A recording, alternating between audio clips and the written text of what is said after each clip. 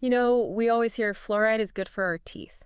Right. Well, today we're going deep. Mm-hmm. We're doing a deep dive into whether fluoride in our drinking water Okay. is still a good thing. Interesting. We're going way beyond the toothpaste aisle today Okay. and unpacking this article called Is Fluoride in Water Safe?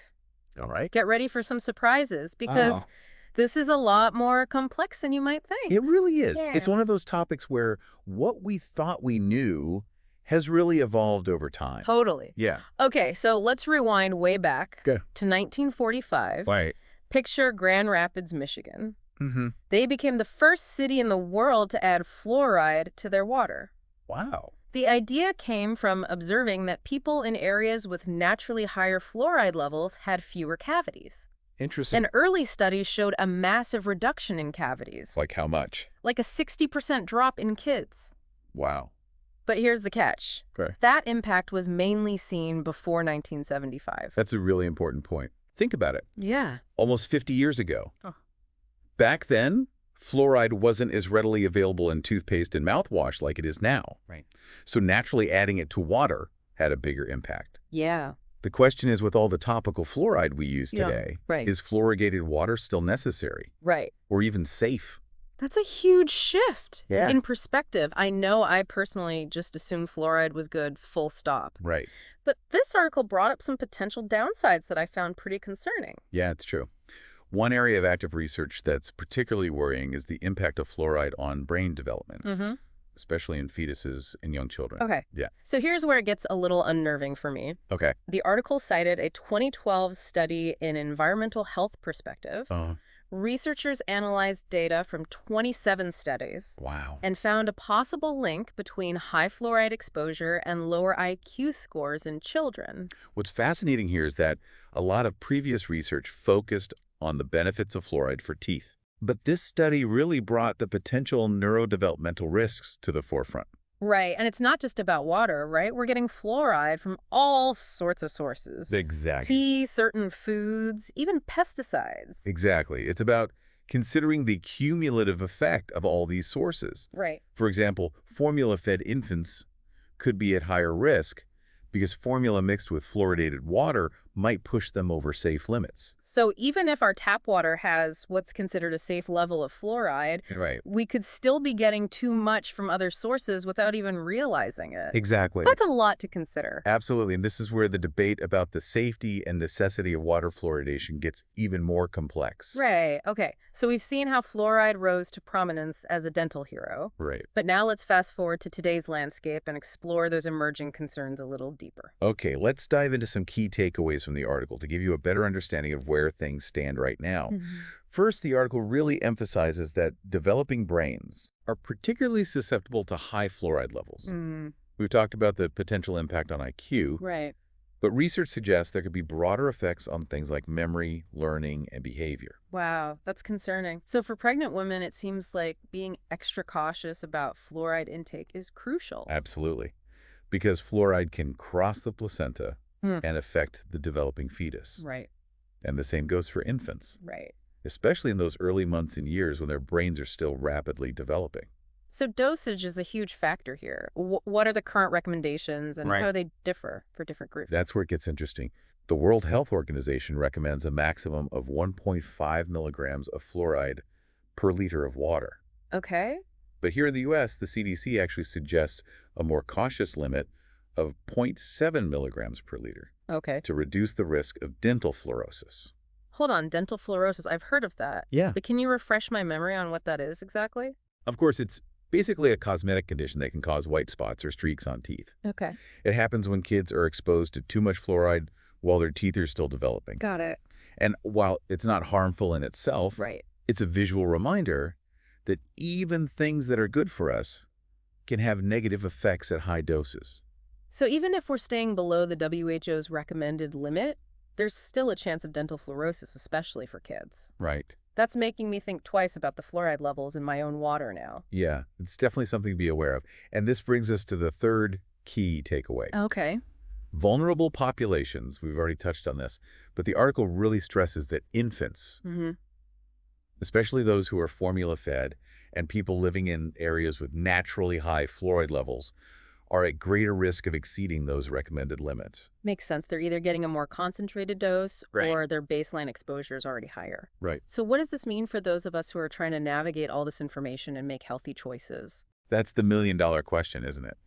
And it's led to a fascinating debate within the scientific community about the future of water fluoridation. Okay.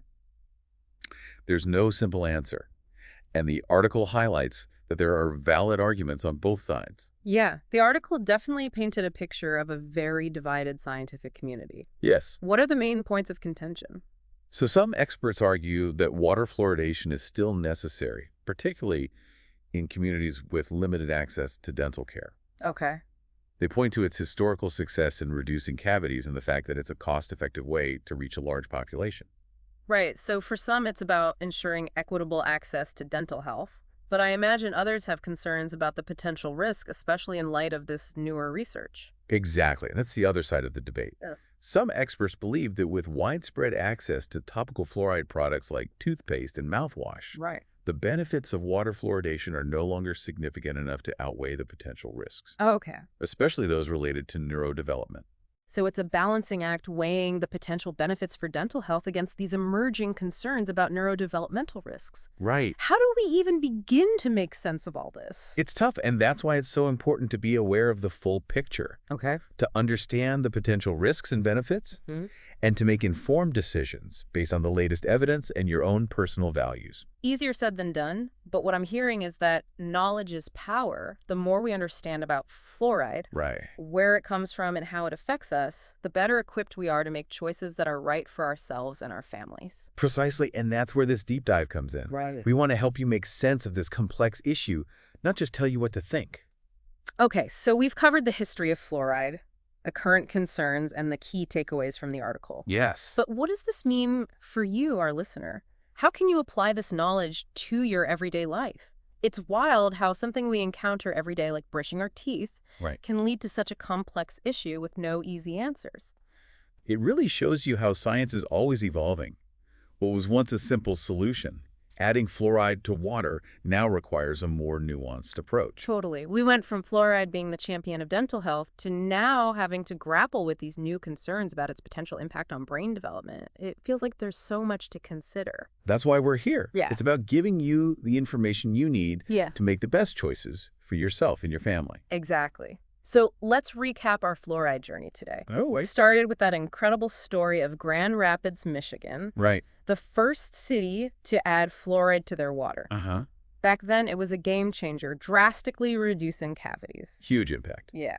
We then explored how the landscape has shifted, with fluoride being readily available in so many products. Now it raises the question of whether water fluoridation is still necessary, and if the benefits outweigh the potential risks. And of course, we had to dive into those emerging concerns about fluoride's impact on brain development, especially for young children and developing fetuses. Right. It's unsettling, to say the least. Yeah, we talked about those key findings related to dosage-vulnerable populations and the ongoing debate within the scientific community.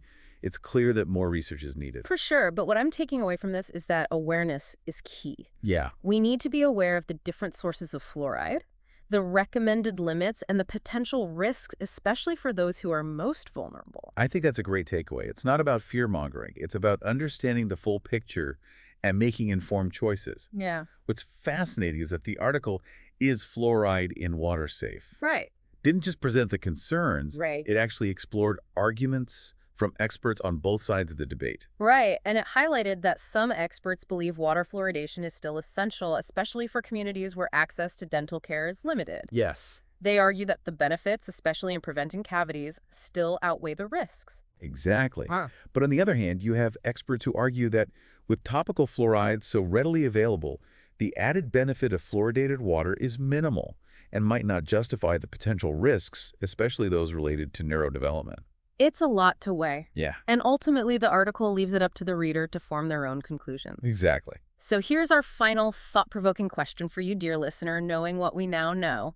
What do you think the future of fluoridation should look like? Do the benefits still outweigh the risks? Should we be exploring alternative ways to promote dental health? There's no easy answer. It's complex. But I think this deep dive has shown that staying informed and engaging in these conversations is so important. We need to keep asking these questions, evaluating the evidence, and advocating for policies that prioritize both our dental health and overall well-being. Couldn't have said it better myself. And hey, if you're feeling inspired to learn more, check out the article we discussed today, Is Fluoride and Water Safe? It's a great starting point for further exploration. You could even test your own water's fluoride levels. Knowledge is power, and it's all about making choices that you feel good about. Well said. It's been a pleasure diving deep with you today. Thanks for joining us on this fluoride deep dive. Until next time, stay curious.